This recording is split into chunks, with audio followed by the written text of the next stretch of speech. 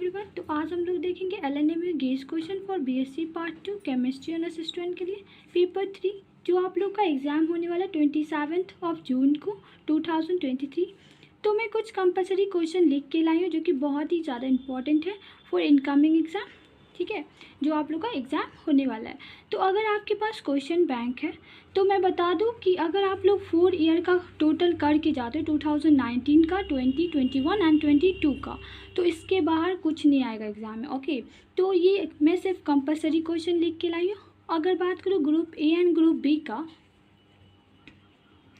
Group A और group B का जो बात करें 2021 में जितना भी क्वेश्चन पूछा हुआ है ये बहुत ही ज़्यादा इम्पॉर्टेंट है आप लोग का जो एग्ज़ाम होने वाला 2023 में, अभी जो 27 जून को होगा, ठीक है। तो ये टोटल क्वेश्चन आप लोग को पढ़ के जाना, चाहे पेपर में 3 की बात करूँ या पेपर 4 की। ओके, तो इसमें क्या होता है, पेपर 3 में मोस्ट ऑफ क्वेश्चन क्या रहता है, चेंज रहता है, बट पेपर 4 में क्या होता है, अगर आप लोग प्रीवियस भी क्वेश्चन देखोगे तो अल्टरनेट ईयर का रिपीटेड क्वेश्चन आता ही आता है एग्ज़ाम में। ओके, तो पेपर 3 की बात करें तो पेपर 3 में क्या होता है, अल्टरनेट ईयर को छोड़ के और भी कुछ क्वेश्चन ऐड कर दिया जाता है एग्ज़ाम में। ओके, आप लोग इसमें भी देखे होंगे, पार्ट 1 में भी, ये पार्ट 2 का है और पेपर 3 का, और पार्ट 1 का भी जो आप लोग एग्ज़ाम दिए होंगे पेपर 1 का, तो उसमें भी देखे होंगे कि रिपीटेड क्वेश्चन कम से कम ही आता है और जो मतलब अल्टरनेट ईयर में पूछा रहता है उससे बाहर भी आता है। तो आप लोग को इसमें ये पेपर 3 के लिए 2021 का करके जाना टोटल क्वेश्चन,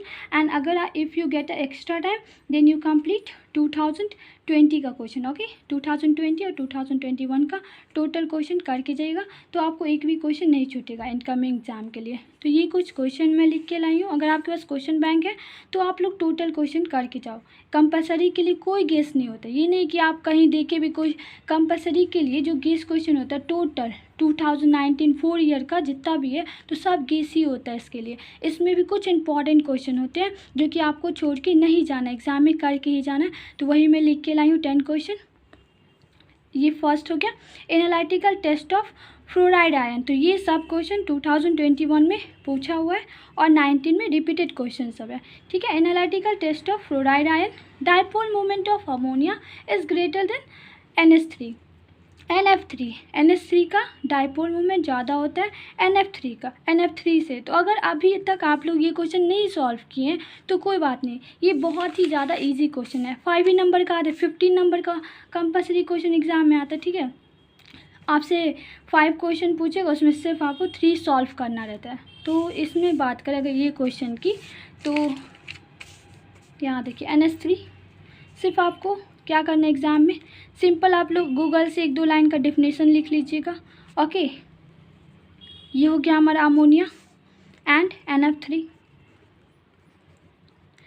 तो आपको पता होगा इलेक्ट्रोनिगेटिविटी की अगर बात करें तो हम लोग जो याद करते हैं ऐसे फ़ोन करके, मतलब फ्लोरीन, ऑक्सीजन एंड नाइट्रोजन। तो इसका इलेक्ट्रोनिगेटिविटी होता है, इलेक्ट्रोनिगेटिविटी 4.0, इसका 3.5 एंड इसका 3.0। तो ये इलेक्ट्रोनिगेटिविटी का ऑर्डर है। तो इसमें अगर हम लोग देखें फ्लोरीन का इलेक्ट्रोनिगेटिविटी तो इसका हो गया 4.0 एंड नाइट्रोजन का 3.0।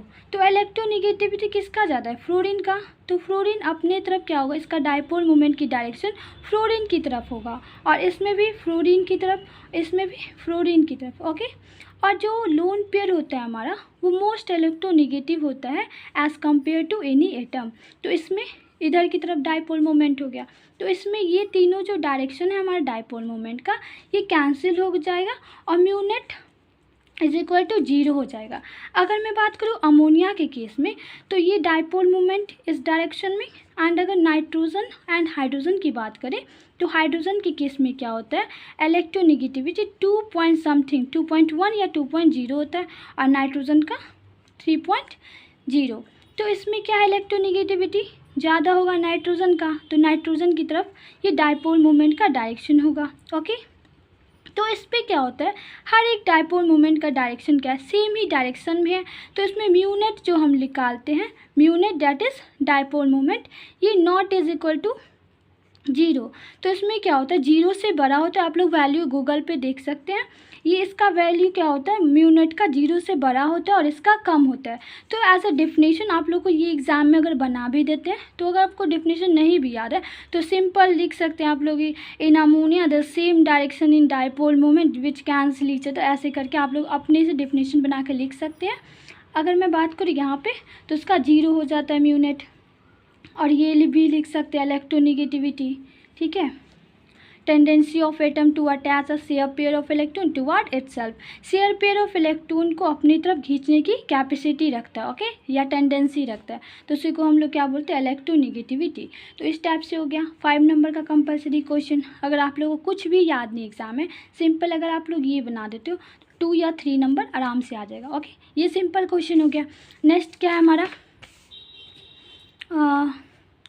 free energy is an extensive properties where the chemical potential is an extensive property, intensive property और एक्सटेंसिव प्रॉपर्टी पता ही होगा आप लोग को। तो इसमें क्या है, डेफिनेशन के साथ आप लोग एक्सप्लेन करके ये जो फ्री एनर्जी केमिकल पोटेंशियल का ये भी फॉर्मूला के साथ आप लोग लिख दीजिएगा, नहीं होगा तो मैं अपलोड कर दूंगी वीडियो, एक्सटेंसिव प्रॉपर्टी और इंटेंसिव प्रॉपर्टी। सिंपल अगर बात करें एक्सटेंसिव प्रॉपर्टी और इंटेंसिव प्रॉपर्टी का, तो जो अमाउंट पे डिपेंड करता है, अमाउंट पे अगर कोई भी हम लोग क्वांटिटी ले, जैसे वॉल्यूम हो गया, तो वॉल्यूम सब क्या हो गया हमारे पास, एक्सटेंसिव प्रॉपर्टी। बट अगर टेम्परेचर की बात करें तो चाहे कम टेम्परेचर हो चाहे ज़्यादा टेम्परेचर, सब टेम्परेचर को मेज़र नहीं, टेम्परेचर क्या अमाउंट पे डिपेंड नहीं करता है, तो ये क्या होगा इंटेंसिव प्रॉपर्टी, टेम्परेचर वगैरह। फिर एनर्जी सब क्या हो गया, एक्सटेंसिव प्रॉपर्टीज़ हो जाता है हमारे पास, इंटेंसिव प्रॉपर्टीज़। ये सब डिफिनीशन के साथ नहीं, इसका क्या होगा वो लिखना पड़ेगा फॉर्मूला के साथ, ड्राइव हम अपलोड कर देंगे वीडियो, इस पर बहुत ही छोटा सा है उसका answer. Free energy is an extensive properties where the chemical potential is an intensive properties, okay. And ये जो है under what condition the del H is equal to del E for the chemical reaction, ये सब जो question है हमारे thermodynamics से पूछा हुआ है, थर्मोडायनेमिक्स का ये तीनों क्वेश्चन, थर्मोडायनेमिक्स का ये तीनों क्वेश्चन भी बहुत ही ज़्यादा इंपॉर्टेंट है। ये क्वेश्चन आप लोगों को 2021 में पूछा हुआ क्वेश्चन सब है ये सब, और ये 2019 में पूछा हुआ है, तो ये मोस्ट इम्पॉर्टेंट क्वेश्चन हो गया। फिर ये क्वेश्चन देखिए, PbCl2 is a stable but PbCl4 is unstable. तो इनर पेयर इफेक्ट पढ़े होंगे, जैसे मैं बात करूँ PbCl2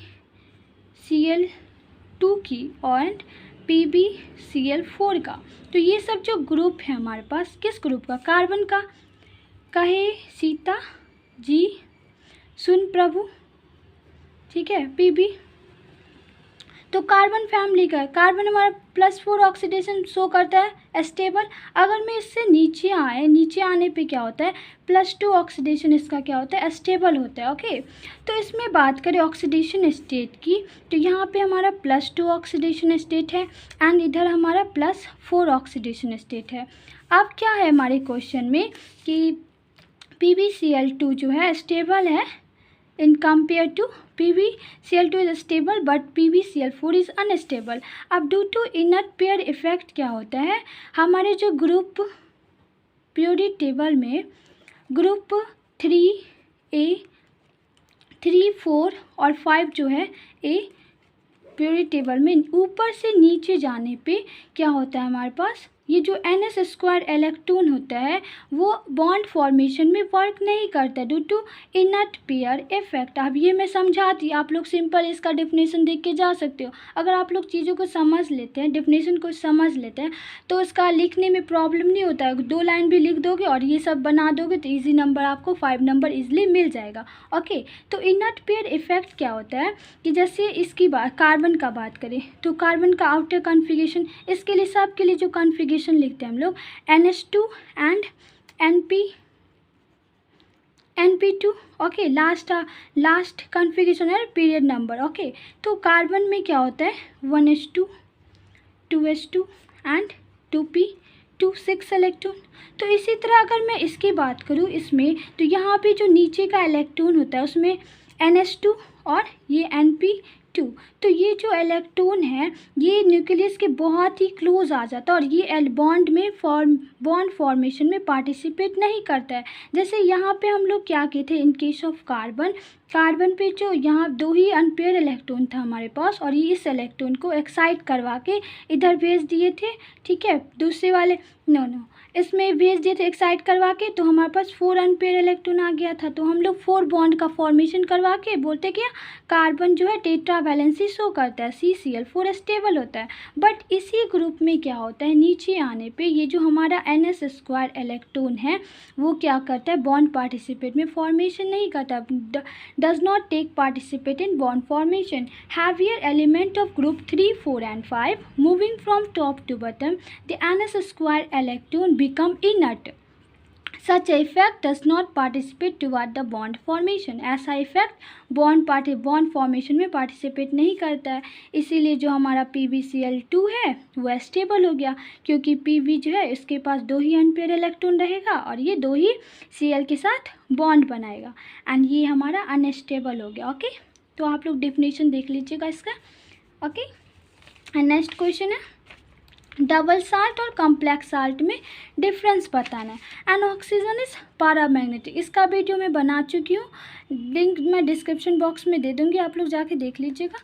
तो ऑक्सीजन पैरामैग्नेटिक की बात करें तो उसमें जो होता है हमारा एंटी बॉन्डिंग में 2 अनपेयर इलेक्ट्रॉन रहते हैं। ओके, इस टाइप से हम लोग बनाते हैं, इसका एमओ डायग्राम से हम लोग एक्सप्लेन करेंगे तभी हमको 5 out of 5 नंबर मिलेगा। ओके, तो हम लोग जो टोटल इलेक्ट्रॉन फिल करेंगे ये भी क्या है ऑक्सीजन की बात करें तो ऑक्सीजन के केस में क्या होता है ऑक्सीजन 6 है ना, मतलब 2 ऑक्सीजन है तो 1s2 2s2 एंड 2p4, तो 4 इलेक्ट्रॉन फिल करेंगे इसमें। इधर भी 4 इलेक्ट्रॉन अच्छे से आप लोग देख लीजिए, मैं लिंक डिस्क्रिप्शन बॉक्स में दे दूँगी। 4 इलेक्ट्रॉन और इधर आ गया तो टोटल इलेक्ट्रॉन कितना हो गया 8 हो गया, तो 1 2 3 4 5 6 7 8। तो इसमें क्या है एंटी बॉन्डिंग में 2 अनपेयर इलेक्ट्रॉन है हमारे पास, जिसके कारण से क्या होगा हमारे पास ऑक्सीजन जो होगा पैरामैग्नेटिक होगा, पैरामैग्नेटिक इन नेचर। तो इसका मैं लिंक दे दूँगी, आप लोग देख लीजिएगा। फर्स्ट लॉ ऑफ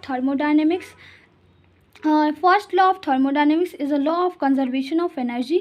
ये भी बहुत ही अच्छा क्वेश्चन है, आ सकते एग्जाम में। तो ये मैं जितना भी लिखी हूँ 1 से लेके 10 तक, तो आप लोग देख लीजिएगा। ए फॉर इनकमिंग एग्जाम 2000 इसमें जो होने वाला 2023 में 27 ऑफ जून को। ओके, और मैं देखिए नोट्स में यहाँ भी लिखती हूँ कि जितने भी 4 ईयर के प्रीवियस ईयर क्वेश्चन है आप लोग के पास तो वो करके ही जाना है। फॉर पेपर 3, पेपर 4 के लिए आप लोग नहीं भी देखते हैं तो कोई बात नहीं, बट पेपर 3 में क्या होता है पेपर 3 एंड पेपर फर्स्ट, और फिर जो आप लोग ये भी दीजिएगा आगे थर्ड पार्ट में पेपर 5, तो फिजिकल सबके पोर्शन में क्या होता है ये पेपर भी क्या होगा हमारे पास पेपर 3 जो है आपके पास इनऑर्गेनिक का रहता है, इनऑर्गेनिक का क्वेश्चन रहता है इसमें एंड प्लस फिजिकल का, ठीक है ना। तो इसमें भी क्या है आपका इनऑर्गेनिक एंड प्लस फिजिकल, तो इसमें ना रिपीटेड क्वेश्चन बहुत ही मतलब रिपीटेड क्वेश्चन तो आता है बट अल्टरनेट ईयर से नहीं, जैसे 2019 से दे दिया जाएगा एक क्वेश्चन, फिर 2021 से एक क्वेश्चन, फिर ऐसे 20 से, तो इसको आपको पूरे सॉल्व करके जाना है। Okay, thanks for watching this video. If you are new in this channel then you please subscribe my channel. मैं 1-2 दिन में पेपर 4 का भी अपलोड कर दूंगी। और मैं एक और बात बता दूं कि इसमें जो एमओ डायग्राम पूछा हुआ है, अगर आप लोग को वीडियो चाहिए तो आप कमेंट कर सकते हैं, मैं बना दूंगी। जैसे N2+ हो गया और N2 और जैसे O2 हो गया, तो इस सब में क्वेश्चन आता ही आता है अल्टरनेट ईयर पे। तो इसमें आपको बॉन्ड कंपेयर करना रहता है, bond order, bond energy. Okay, तो ये सब आप लोग आई होप कि अभी तक आप लोग का हो गया होगा, नहीं हुआ होगा तो कमेंट कर दीजिएगा, मैं वीडियो अपलोड कर दूंगी। ओके, इस पर क्वेश्चन जो आप लोग का ग्रुप बी में आता है ये, ठीक है ना। ग्रुप ए में आपका फिजिकल का रहता है, ये तो आपको पता ही होगा ना कि जो एग्ज़ाम होगा आप लोग का, जैसे आप लोग इसमें दिए थे ना पेपर, इस वाले पेपर में दिए होंगे पेपर फर्स्ट एंड सेकंड में, इसी तरह पेपर 3 एंड पेपर 4 सेम होता है, बट पेपर जो आप 5 दीजिएगा 5, 6 एंड 7 जो पार्ट थर्ड में दीजिएगा उसमें कुछ डिफ़िकल्ट रहता है। तो इसमें देखिए पेपर 3 में भी ये कंपलसरी क्वेश्चन रहता है। ओके, कंपलसरी क्वेश्चन जो कि आपको 5 पूछा जाएगा और उसमें ओनली आपको 3 का आंसर देना रहता है 15 नंबर का। ओके, 15 मार्क्स का। ओके, फिर आपको ग्रुप ए, इसमें भी आपको 3 या 4 रहता है क्वेश्चन। इसमें से आपको टोटल 5 का आंसर देना रहता है क्वेश्चन का, group A and group B. Group A में आपका हो गया फिजिकल का पोर्शन रहता है और इसमें इनऑर्गेनिक केमिस्ट्री का। इनऑर्गेनिक केमिस्ट्री में आप लोग का इसमें बहुत ही अच्छे इजी क्वेश्चन है, बहुत ही इजी रहता है। जैसे एमओटी हो गया, अभी एमओटी वैलेंस बॉन्ड थ्योरी का हो गया एंड वगैरह वगैरह देख लीजिएगा। एमओटी का, जो कि एमओटी से हमेशा एक ही चीज़ पूछा जाता है आपको, सिर्फ एमओ डायग्राम। एमओटी हो गया molecular bonding theory and MoD molecular orbital diagram of N2। ये सब तो करके ही जाना है आपको एग्ज़ाम में। ओके, N2 O2 प्लस, तो ये सब बहुत ही इजी कंसेप्चुअल क्वेश्चन है, 2 मिनट में आपको याद हो जाएगा।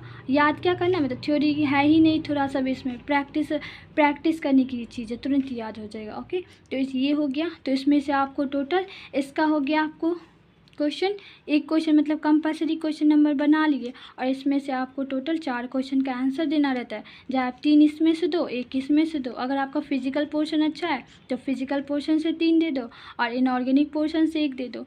अगर आपका इनऑर्गेनिक अच्छा है तो इनऑर्गेनिक से 3 और इससे 1 जाए आप 2 दोनों में से दे सकते हैं। बट ये कंपलसरी रहता है कि आपको कि हर एक ग्रुप से एक क्वेश्चन का आंसर करना ही है। ओके, आई होप कि आपको वीडियो अच्छा लगा हो, समझ में आया होगा।